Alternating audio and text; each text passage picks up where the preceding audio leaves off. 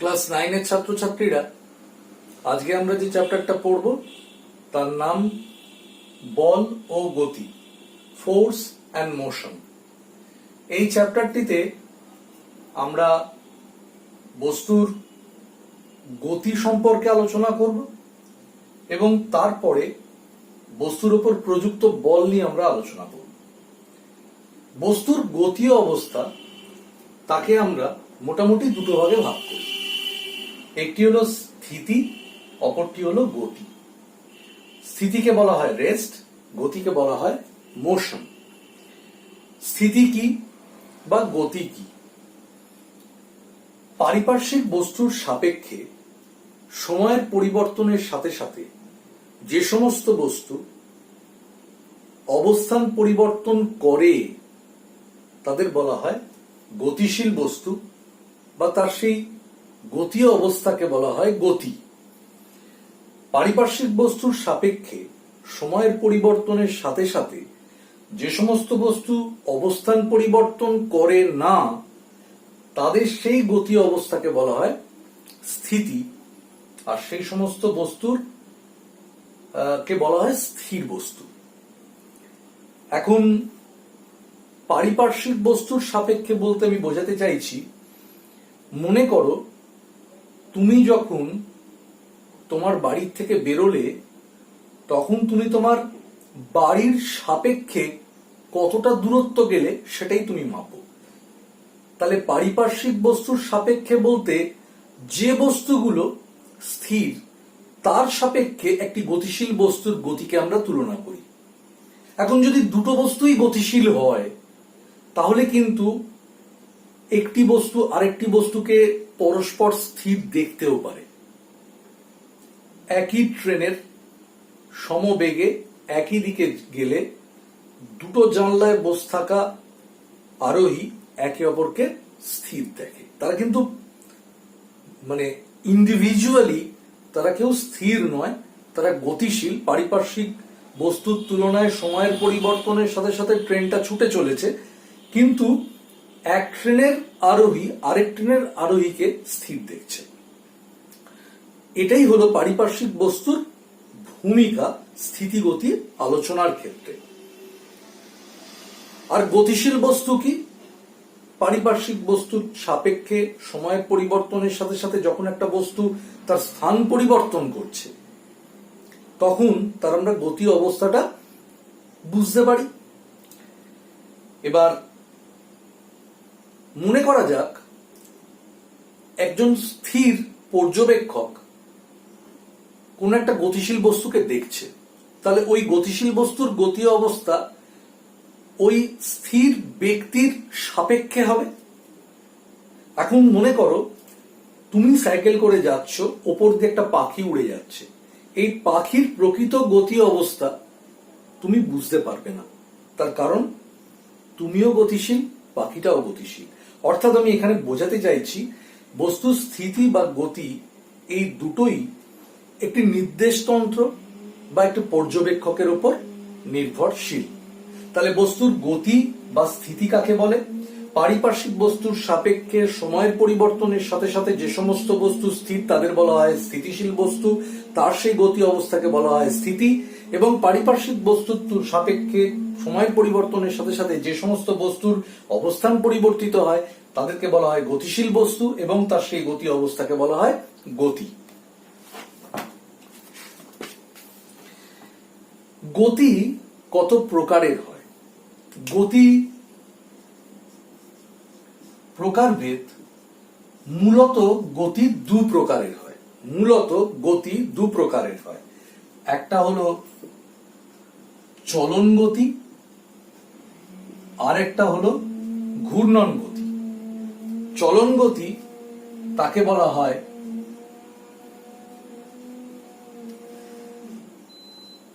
Translation, আর ঘূর্ণন গতিকে বলা হয় রোটেশন। তাহলে গতিকে আমি দুটো ভাগে ভাগ করতে পারি, একটি চলন, অপরটি ঘূর্ণন।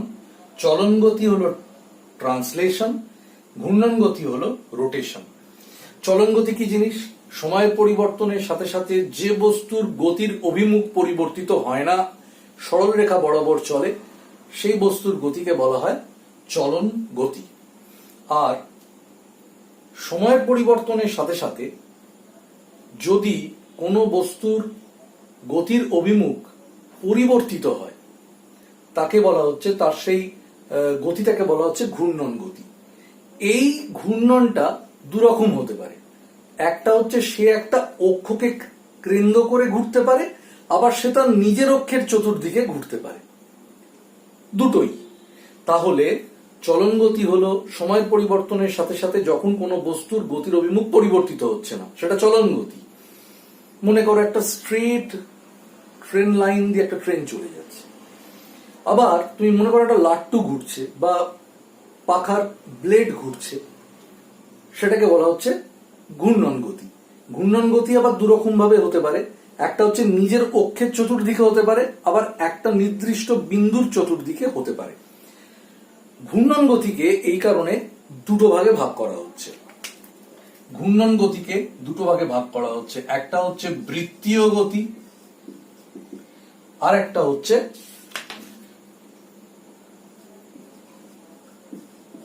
ঘূর্ণন গতি। একটা বৃত্তীয় গতি মানে হচ্ছে সার্কুলার মোশন, আর ঘূর্ণন গতি মানে হচ্ছে রোটেশনাল মোশন। আমরা বৃত্তীয় গতিটা কি বলতে পারি দেখে নেওয়া যাক একবার।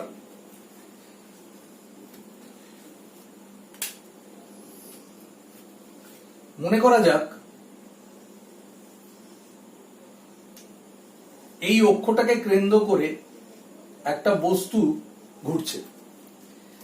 এই অক্ষটাকে, এটা অক্ষ অ্যাক্সিস, এটাকে কেন্দ্র করে একটা বস্তু এভাবে ঘুরছে, এটাকে বলা হচ্ছে বৃত্তীয় গতি। আবার একটি বস্তু আছে যেটার মধ্যে দিয়ে তার অ্যাক্সিসটা পাস করেছে, সেটার চতুর্দিকে সে ঘুরছে, মানে এভাবে ঘুরছে, এটাকে বলা হচ্ছে ঘূর্ণন গতি।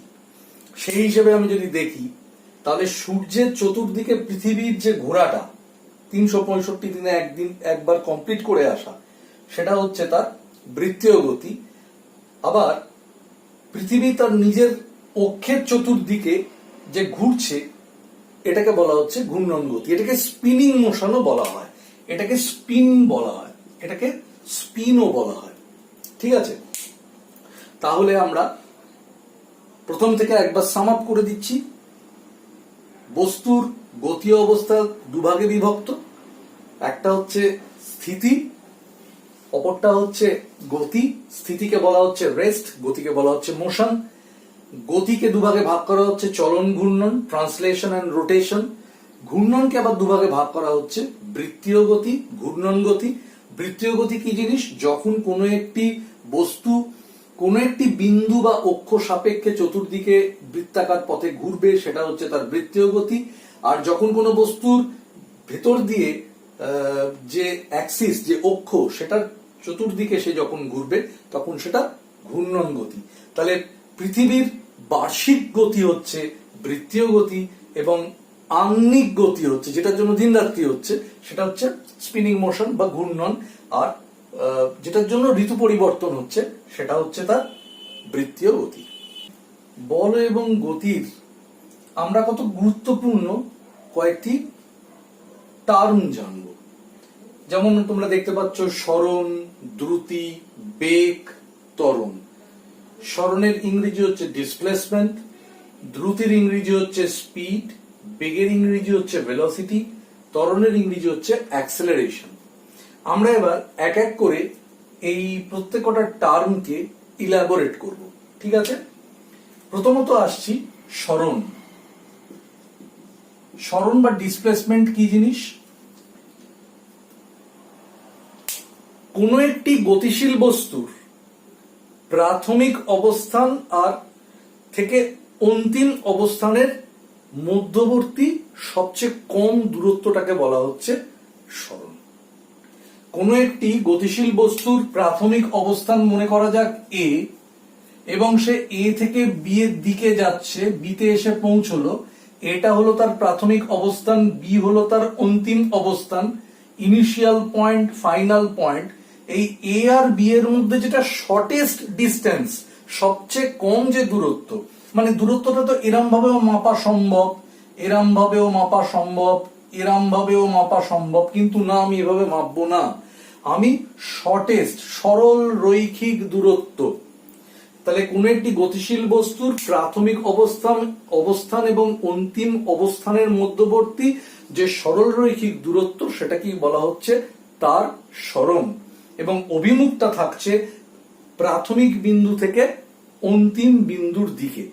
তাহলে সরণ তার শুধুমাত্র এই এ বি সরল রেখাটার হচ্ছে তার দূরত্ব, তার মান সূচিত করছে, এবং এ থেকে বি এর দিকে তার অভিমুখ, তাহলে তার অভিমুখও সূচিত করছে, অর্থাৎ সরণ একটি ভেক্টর রাশি।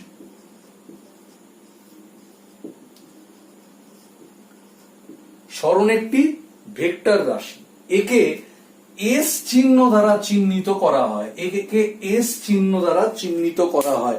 দেখো, এস এর উপরে আমি একটা অ্যারো দিয়েছি, এই অ্যারো মানে হচ্ছে এসটা ভেক্টর, এসটা ভেক্টর। তাহলে সরণ কাকে বলে? কোন একটি গতিশীল বস্তুর প্রাথমিক বিন্দু থেকে অন্তিম বিন্দুর মধ্যবর্তী সরল রৈখিক দূরত্বকে বলা হয় ওই গতিশীল বস্তুর সরণের মান, এবং তার অভিমুখ হচ্ছে প্রাথমিক বিন্দু থেকে অন্তিম বিন্দুর দিকে। এটি একটি ভেক্টর রাশি। তাহলে আমি যদি এরমটা বলি যে মনে করো এক ব্যক্তি সে পূর্ব দিকে 4 কিলোমিটার গেছে, এটা তার ইনিশিয়াল পয়েন্ট এ, এখান থেকে সে জার্নি স্টার্ট করেছে, এই পয়েন্টে এসে সে জার্নি শেষ করেছে, আবার এখান থেকে সে উত্তর দিকে জার্নি করে সি পয়েন্টে গেছে, এটা মনে করো 3 কিলোমিটার। এবার তোমাকে বলা হলো যে কোনো একটা বস্তুর, কোনো একটা ব্যক্তি এ থেকে জার্নি স্টার্ট করে বি তে পূর্ব দিকে গেছে, তারপর আবার উত্তর দিকে 3 কিলোমিটার গেছে, তাহলে ওই ব্যক্তির সরণ কত? তখন কিন্তু সরণটা এটা প্লাস এটা হবে না, তখন এটা হচ্ছে প্রাথমিক বিন্দু আর এটা হচ্ছে অন্তিম বিন্দু। তাহলে প্রাথমিক থেকে অন্তিম বিন্দুর মধ্যে যে সরলরৈখিক দূরত্ব, সেই সরলরৈখিক দূরত্বটা হবে, এবং অভিমুখটা হবে এ থেকে সি এর দিকে, কারণ সে যাচ্ছে, সে জার্নি স্টার্ট করেছে এ তে আর জার্নি শেষ করেছে সি তে, তার মানে আলটিমেটলি তার গতির অভিমুখটা হচ্ছে এ থেকে সি এর দিকে। তাহলে সেক্ষেত্রে সরণের মান কত হবে? সরণের মান হবে AC square equals to AB square plus BC square. AB square মানে হচ্ছে 4 স্কোয়ার আর বিসি স্কোয়ার মানে হচ্ছে 3 স্কোয়ার, তার মানে 16 প্লাস 9 ইকুয়ালস টু 25, অর্থাৎ এসি ইকুয়ালস টু √25 মানে 5 কিলোমিটার, অর্থাৎ এটা হবে 5 কিলোমিটার, অর্থাৎ সরণের মান হবে 5 কিলোমিটার আর অভিমুখটা হবে এ থেকে সি এর দিকে। এটাই সরণ নির্ণয় করার পদ্ধতি। তাহলে সরণের এসআই একক মিটার, সিজিএস একক সেন্টিমিটার, তো সেই হিসেবে আমরা সরণকে এভাবে বার করব। এটা হচ্ছে সরণ নির্ণয় করার পদ্ধতি। এরপরে আমরা যে পয়েন্টে আসবো তার নাম হলো দ্রুতি। দেখো,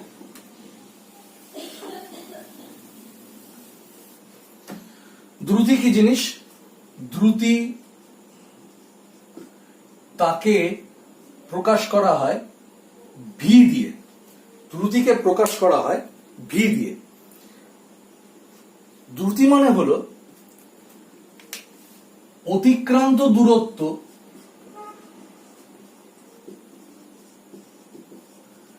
ডিভাইডেড বাই সময়। অতিক্রান্ত দূরত্ব ডিভাইডেড বাই সময়। অতিক্রান্ত দূরত্ব আমি এস দিয়ে ডিনোট করতে পারি আর সময়কে আমি সেকেন্ড দিয়ে ডিনোট করতে পারি।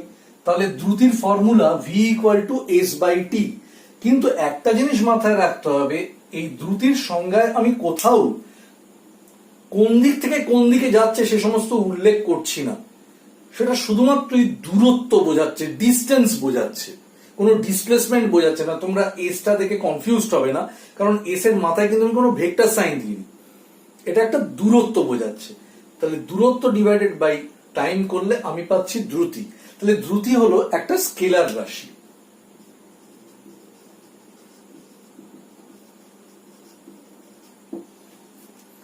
দ্রুতি হলো একটা স্কেলার রাশি। মোট অতিক্রান্ত দূরত্ব ডিভাইডেড বাই সময়, সেটাই হলো দ্রুতি। আর দ্রুতি হলো স্কেলার রাশি। হ্যাঁ, এর একক ইন সিজিএস সিস্টেম এর একক হচ্ছে centimetre per second. In SI system এটা হলো metre per second. In CGS system centimetre per second, in SI system metre per second. দ্রুতি সম্পর্কে আপাতত এইটুকুনি জানো। এরপরে আমরা নেক্সট আবার পয়েন্টটায় যাচ্ছি, যেটা হলো বেগ। বেগ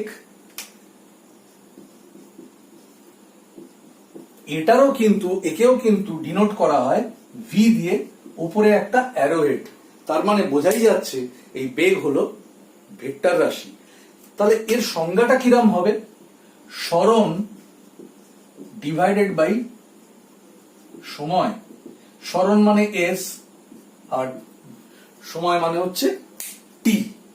তাহলে বেগ, যেটার ইংরেজি হলো ভেলোসিটি, ইকুয়ালস টু সরণ ডিভাইডেড বাই সময়। সরণ যেহেতু ভেক্টর রাশি, তাকে তার হার, বা আমি বলতে পারি বেগ হলো সরণের হার।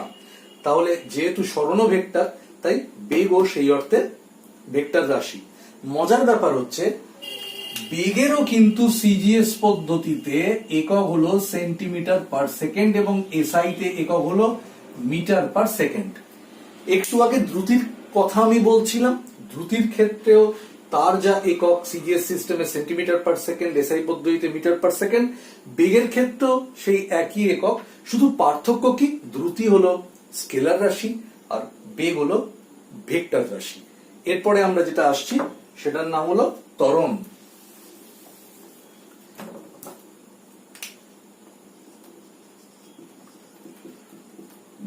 ত্বরণকে আমরা এ চিহ্ন দ্বারা চিহ্নিত করি এবং ডেফিনেটলি এটাও হলো একটি ভেক্টর রাশি।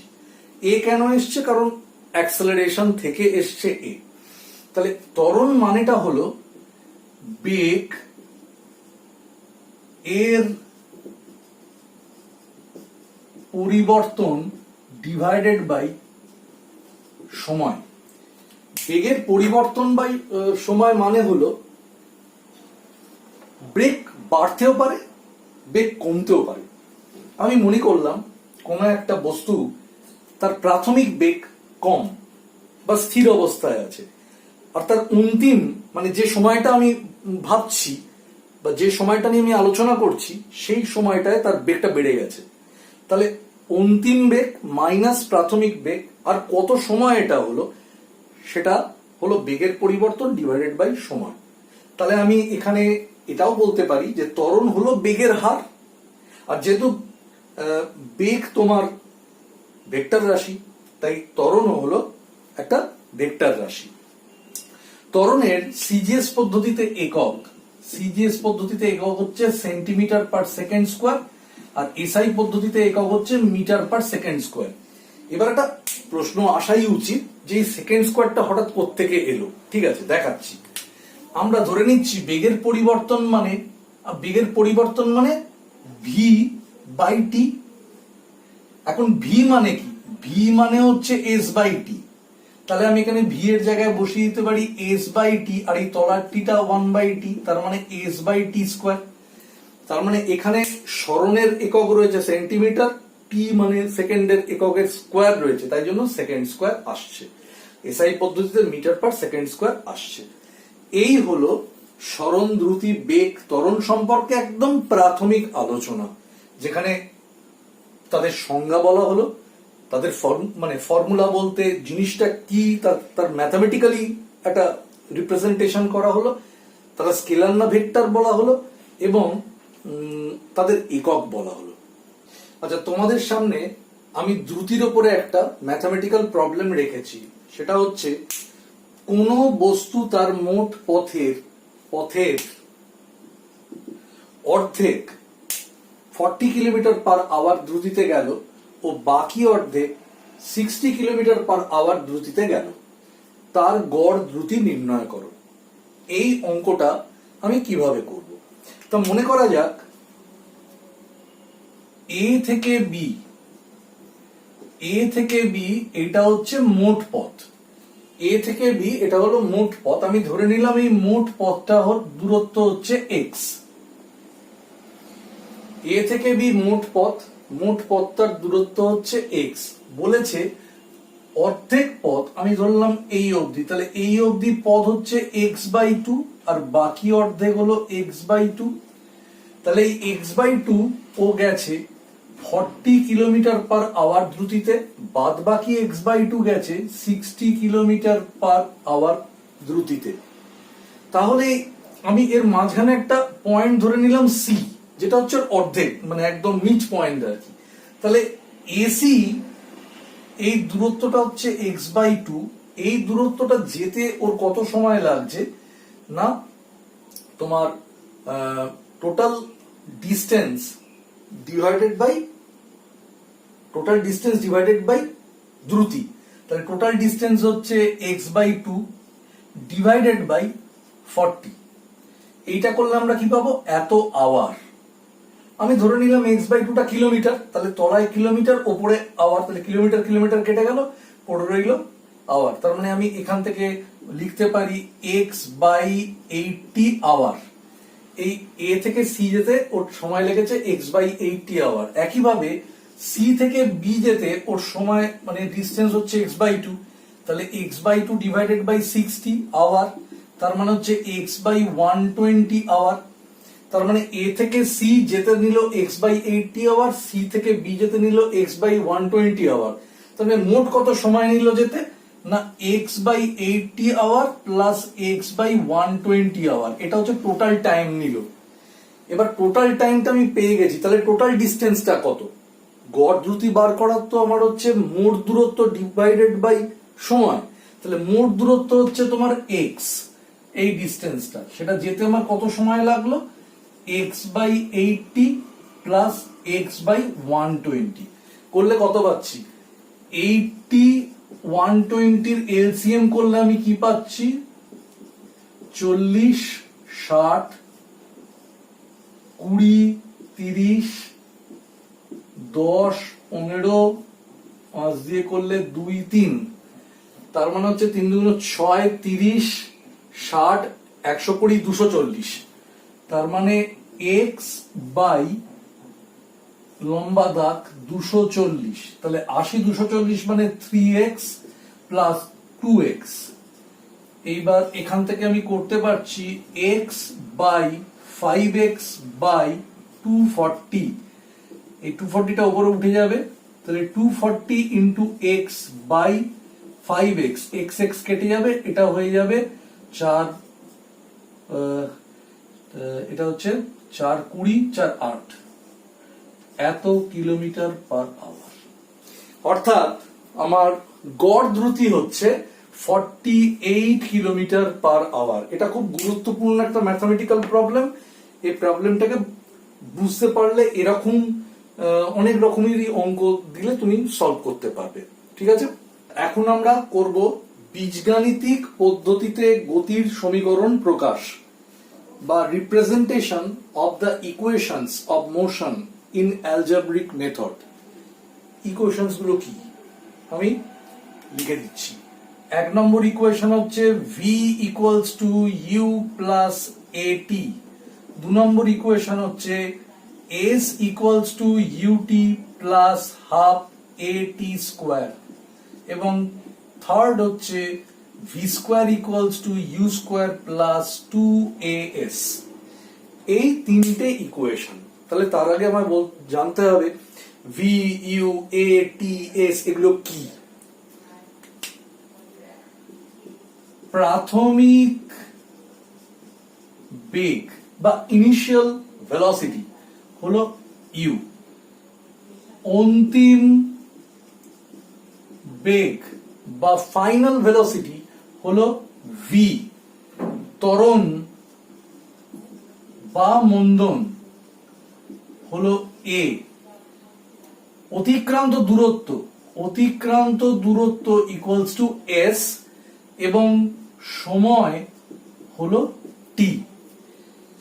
তাহলে প্রত্যেকটা টার্মই এখানে লেখা আছে। শুধু একটা জিনিস যেটা আমি পড়াতে গিয়ে এখনো বলিনি, সেটা হচ্ছে মন্দন। ত্বরণ তো বলেছিলাম, বেগের হারকে বলা হয় ত্বরণ। অ্যাকচুয়ালি বেগ বৃদ্ধির হারকে বলা হয় ত্বরণ, বেগ হ্রাসের হারকে কিন্তু ত্বরণই বলা হয়, নেগেটিভ ত্বরণ, ঋণাত্মক ত্বরণ, যেটাকে বলা হয় মন্দন। অর্থাৎ বেগ বৃদ্ধির হারকে বলা হয় ত্বরণ, বেগ হ্রাসের হারকে বলা হয় মন্দন। সেক্ষেত্রে এই এর সামনে কিছু নেই মানে পজিটিভ আছে, অর্থাৎ এটা ত্বরণ। যদি এটা মাইনাস থাকে সঙ্গে সঙ্গে এটা মন্দন হয়ে যাবে।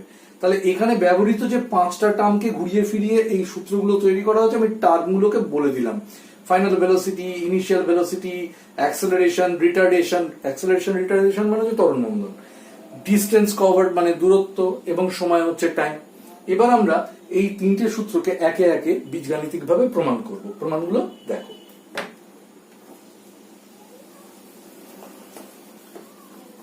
তাহলে প্রথম প্রমাণ হচ্ছে v equals to u plus a t. এটা প্রমাণ করা অত্যন্ত সোজা। কিরকম? আমি মনে করলাম কোন একটা বস্তুর প্রাথমিক বেগ হচ্ছে ইউ আর অন্তিম বেগ হচ্ছে ভি। তো তাদের বেগ আমি যদি ধরে নিই v is greater than u, অর্থাৎ এটা বেশি এটা কম, তাহলে বেগের পরিবর্তন কত? ভি মাইনাস ইউ, এবং সেটা আমি মনে করলাম টি একক সময়ে হয়েছে। তাহলে টি একক সময় কোন বস্তুর প্রাথমিক গতিবেগ ইউ থেকে অন্তিম গতিবেগ ভি হয়েছে, তাহলে বেগ বৃদ্ধির হার V minus you by T. এটাকেই আমি কি বলি? এটাকেই তো আমি বলি অ্যাক্সেলারেশন বা পজিটিভ অ্যাক্সেলারেশন বা ত্বরণ। তাহলে এক্ষেত্রে আমি লিখতে পারি v minus u equals to a t. তাহলে v equals to u plus a t. দেখো প্রমাণিত হয়ে গেল। এটা অত্যন্ত সহজ। এটা প্রাথমিক সূত্র, একদম প্রথম সূত্র, v equals to u plus a t. ঠিক আছে? এর পরের সূত্র, হচ্ছে সেকেন্ড সূত্র হচ্ছে s equals to u t plus half a t square.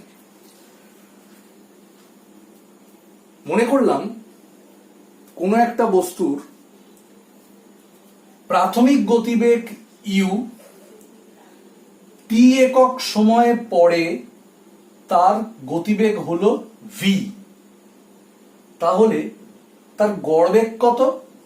V plus u by 2। এইটা হচ্ছে তার গড় বেগ বা অ্যাভারেজ ভেলোসিটি। এটা হলো তার অ্যাভারেজ ভেলোসিটি, প্রাথমিক গতিবেগ প্লাস অন্তিম গতিবেগ ডিভাইডেড বাই 2। এবার আমি মনে করছি যে এই গড়বেগ নিয়ে বস্তুটা যদি টি একক বা টি সেকেন্ড চলে, তাহলে সে কতটা দূরত্ব অতিক্রম করবে। আমি মনে করলাম সে এস দূরত্ব অতিক্রম করবে, অর্থাৎ s equals to v a into t. S distance equal to v a into t. তাহলে এই ভি এর জায়গায় আমি কি বসাচ্ছি? V plus u by 2 into t. আবার আমি একটু আগেই প্রমাণ করলাম যে v equals to u plus at. তার মানে এখান থেকে আমি ভি এর জায়গায় বসিয়ে দিলাম u plus at plus u divided by 2 into t. তাহলে এখান থেকে আমি লিখতে পারি 2u প্লাস এটি বাই 2 ডিভাইড ইন্টু টি। এবার এটি টি দিয়ে গুণ করে দিলে আমি পাচ্ছি 2 তো কেটে গেল, তাহলে 2ut by 2 plus half a t square. এই 2 কেটে গেল, তাহলে এখান থেকে আমি লিখতে পারি s equals to u t plus half a t square. এটাও প্রমাণিত হয়ে গেল। এরপরে আমরা যেটা প্রমাণ করব সেটা হচ্ছে v square equals to u square plus 2as।